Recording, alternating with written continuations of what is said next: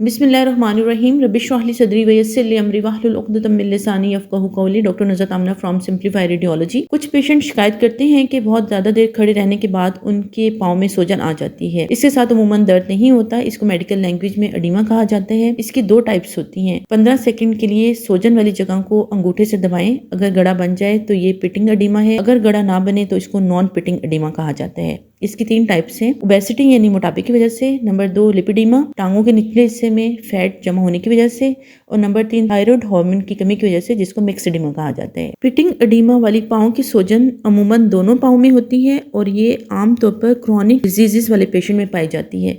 यानी इस तरह के पेशेंट जिगर, गुर्दे या दिल के पुराने मरीज होते हैं। जिस तरह के क्रॉनिक किडनी डिजीज के पेशेंट में अगर किसी भी वजह से गुर्दे पेशाब कम बनाते हैं तो सोडियम कम खारिज होती है और सोडियम पानी रिटेन करता है। इस वजह से जिस्म में पानी की मिकदार बढ़ जाती है जो जिस्म के सबसे निचले हिस्से में यानी पाँव में इकट्ठा होना शुरू हो जाता है। इसलिए इस तरह के पेशेंट में बीपी ज्यादा रहने की कंप्लेंट होती है और आंखों के नीचे भी एडिमा पाया जाता है। लिवर फेलियर के पेशेंट आमतौर पर हेपेटाइटिस बी और सी की हिस्ट्री होती है। इस तरह के पेशेंट में बढ़ जाती है। जिगर एल्ब्यूमिन नहीं बनाता यानी प्रोटीन खून की नालियों में पानी को रोकती है। प्रोटीन की कमी की वजह से पानी नालियों से निकल जाता है और पाँव में जमा होना शुरू हो जाता है। अमूमन इस तरह के पेशेंट में चेहरे के इर्द गिर्द स्वेलिंग नहीं होती। इसी कंडीशन कंजेस्टिव कार्डियक फेलियर है जिसमें एको कराने पर इजेक्शन फ्रैक्शन 40% से कम होता है। दिल में खून को बाहर पंप करने की सलाहियत कम हो जाती है और सोजन की शक्ल में नुमाया होती है। इस तरह के पेशेंट अमूमी तौर पर शुगर और ब्लड प्रेशर के पुराने मरीज होते हैं। एक और कंडीशन जिसमें पाँव पे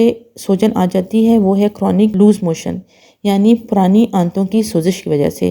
इसमें प्रोटीन ज़ाया हो जाती है और प्रोटीन ज़ाया होने की वजह से पानी खून की नालियों में नहीं रुकता और पाँव पे सोजन की शक्ल में नुमाया होता है। कुछ दवाइयों के साइड इफेक्ट्स की सूरत में भी पेशेंट पाँव में सूजन की कंप्लेंट करते हैं, जैसे एमलोडिपिन। ये दवाइयाँ नॉर्वेस्क और सॉफेस्क के नामों से मार्केट में अवेलेबल हैं। प्रेगनेंसी के 3rd ट्राइमेस्टर में खवातीन पाँव में सूजन की कंप्लेंट करती हैं। अगर इसके साथ ब्लड प्रेशर नॉर्मल है तो घबराने की ज़रूरत नहीं है, लेकिन अगर स्वेलिंग एकदम से ज़्यादा हो जाए और ब्लड प्रेशर तेज़ी से ज़्यादा हो रहा हो तो फौरी तौर पर गायनेकोलॉजिस्ट को कंसल्ट करें। एक और कंडीशन क्रॉनिक वीनस इंसफिशिएंसी है। वेन्स में अमूमी तौर पर खून का बहाव 1 वे होता है, लेकिन वेल्व्स की खराबी की वजह से खून दिल की तरफ नहीं जा पाता और पाँव के निचले हिस्से में जमा होना शुरू हो जाता है, जिसकी वजह से स्वेलिंग पाँव पे नजर आना शुरू हो जाती है। इसके अलावा एक और कंडीशन जिसमें सूजन सिर्फ एक पाँव पे होती है और इस सूजन के साथ बहुत ज़्यादा दर्द होता है और टांग का कलर भी तब्दील होना शुरू हो जाता है। इस सूरत में खून की नालियों में लोथड़ों को रूल आउट कराने के लिए वीनस डॉपलर अल्ट्रासाउंड कराया जाता है। इस कंडीशन को डीप वीनस थ्रोम्बोसिस कहा जाता है।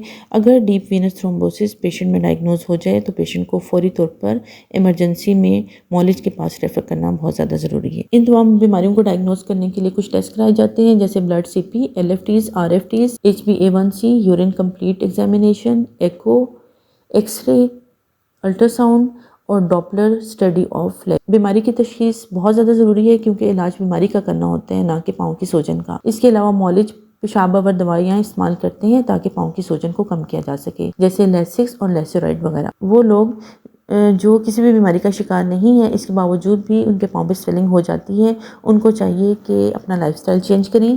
1 घंटे से ज़्यादा खड़े मत हों। 1 घंटे के बाद 15 मिनट के लिए ज़रूर बैठ या लेट जाएं। अगर वो ज़्यादा देर के लिए लेटे हों तो 1 घंटा लेटने के बाद चहलकदमी ज़रूर करें। जब भी लेटें तो अपनी पिंडलियों के नीचे गाँव तकिया रखें और टखनों और पाँवों और पिंडलियों की एक्सरसाइजेस करें। कंप्रेसिव स्टॉकिंग यानी जुराबें पहने ताकि पिंडली के पट्टे टाइट हों और खून का दबाव ऊपर की तरफ जाए। दिन में खड़े रहने की सूरत में स्टॉकिंग पहन कर रखें और जब लेटें या बैठें तो स्टॉकिंग उतार दें। पाँव, टखने और पिंडलियों की एक्सरसाइजेस करें। ये एक्सरसाइजेस खड़े होने, बैठने और लेटने तीनों सूरतों में की जा सकती हैं। आजकल सोशल मीडिया पर कुछ वीडियोस बहुत पॉपुलर हैं जिसमें एक विटामिन से पाँव की सूजन कम करने का मशवरा दिया जाता है। ऐसी किसी भी मिस इन्फॉर्मेशन पर यकीन मत करें।